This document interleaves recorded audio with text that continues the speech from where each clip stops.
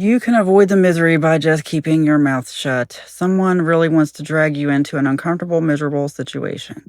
And it's because they're miserable. Misery loves company. It's so like human nature.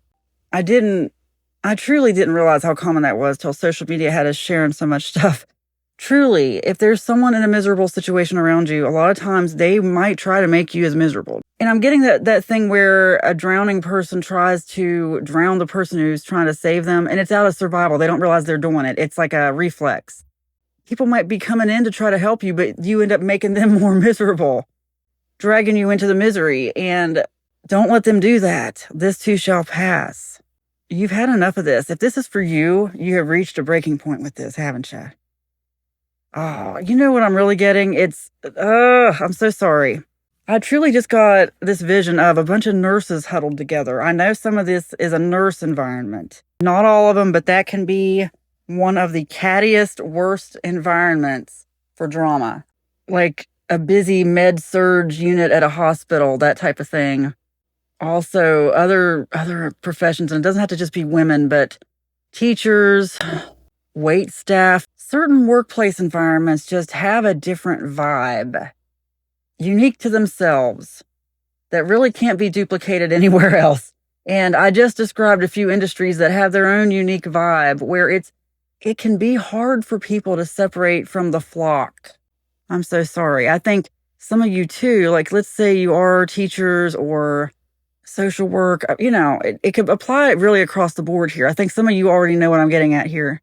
I think a lot of times people just get settled into it. The psychology of it, the drain of it.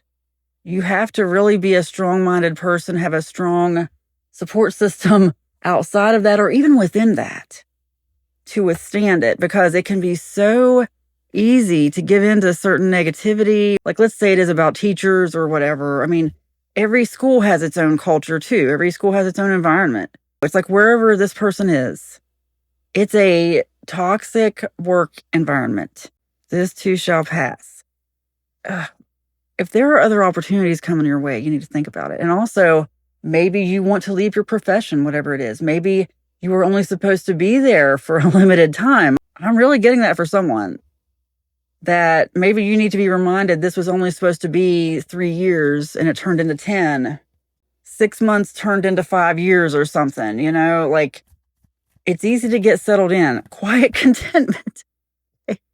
It's funny that this came out, quiet contentment. I said that as I said, you get settled in. It says simple companionship here, but companionship with what? It doesn't have to necessarily be a person, but focus on what you enjoy. Because if you're feeling toxic, if you're like listening to this reading and you're like, oh my gosh, it's my work environment, no matter where it is, you're like, that's me, that's where I work, I can't take this anymore. You need to focus on what you can do, what you want to do. Start there. If you're already using your brain for your employer, start doing something like content creation. Ask ChatGPT or Google Gemini, other AI.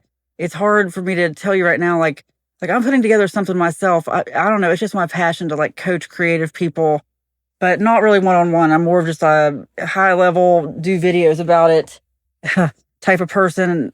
That's where I feel most comfortable. But anyway, I'll put out some videos for those people who don't want to do ChatGPT or whatever. But like ChatGPT is a good starting point to find out what you want to do, because you don't have to use your voice or your face.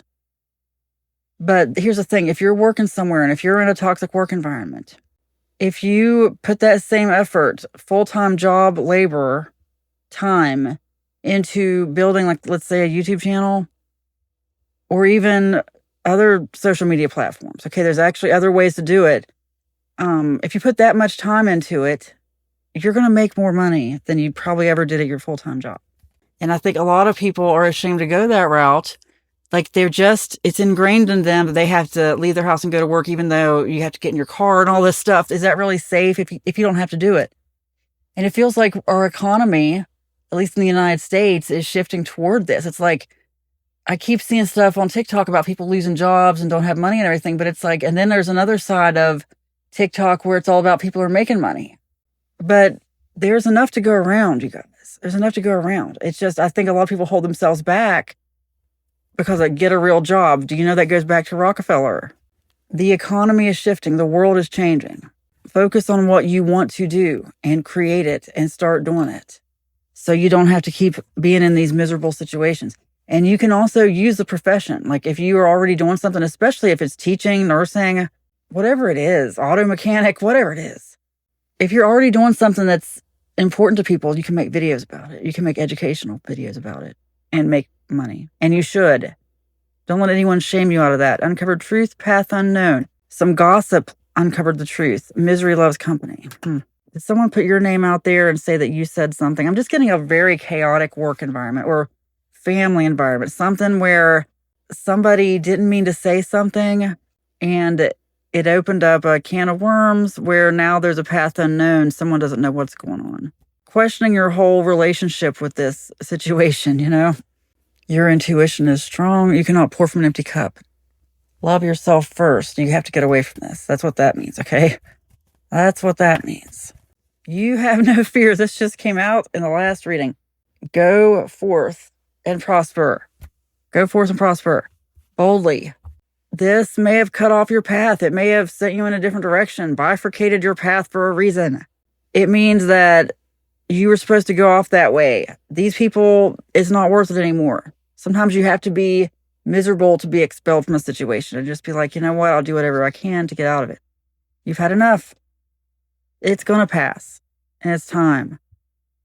Take care of yourself first. You have no fear. It is spoken, it is written, and so it is. Amen.